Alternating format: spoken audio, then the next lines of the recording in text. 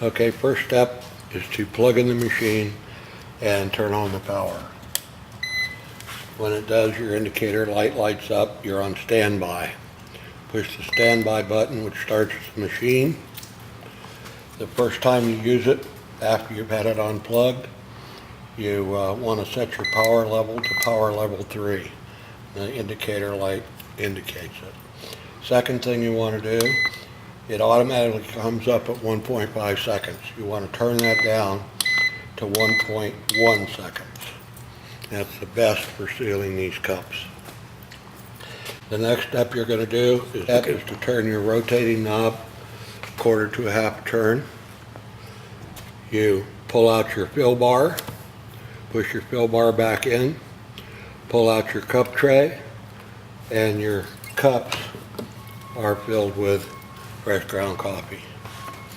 Then you take your lids, you place them in the recess over the top of the cup.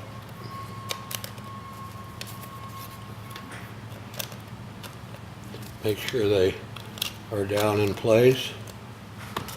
Then you get your electromagnetic induction sealer.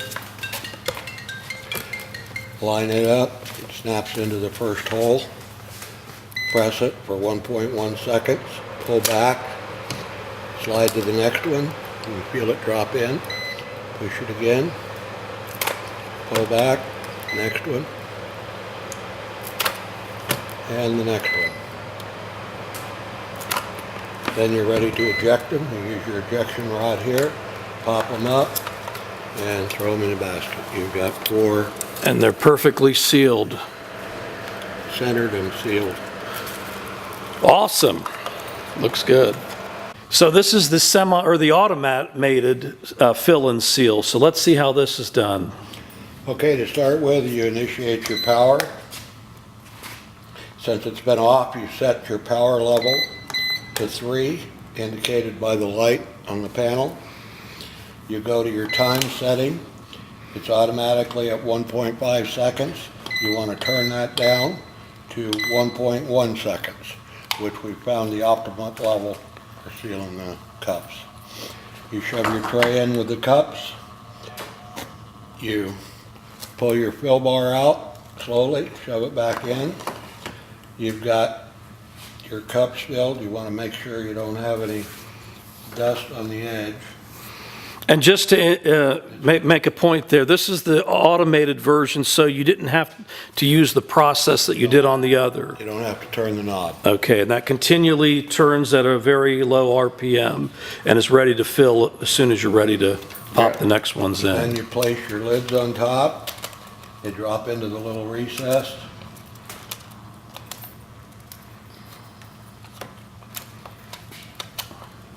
You grab your electromagnetic induction sealer, place it on top of the first one, it clicks in, push the button, automatically count to 1.1 seconds.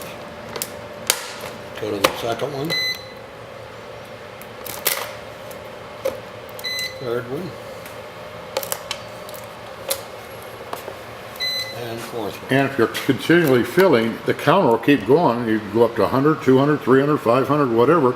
Tells you how many filled cups you have on hand that you filled up. There they are all done. So it keeps an inventory for you. Yeah. And these, again, are perfectly sealed.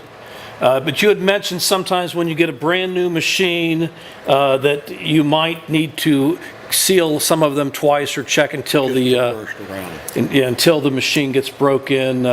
But it looks like a beautiful seal.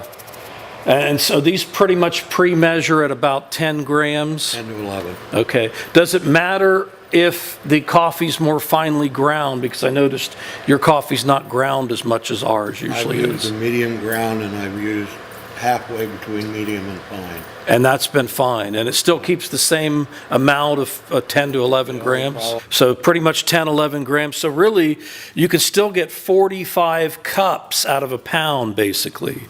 Which is plenty and very profitable. And we're going to try it out in a minute to see how full-bodied it is. But it looks like a really nice cup of coffee.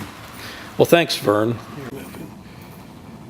I do websites. But So this is the automated version, and you can see the the motor turning the coffee slowly so it's ready to fill at any moment. Okay, for filling the unit with coffee, you turn your paddle wheel so that the double paddles are at the top, and you fill that section to the top. And about how much does it hold? Will it hold about a pound? It'll probably hold 1.5 pounds, not quite 2 pounds. And then you turn it, go to the next one. And how many paddles are there? 4. 4. So you fill all 4, Yep.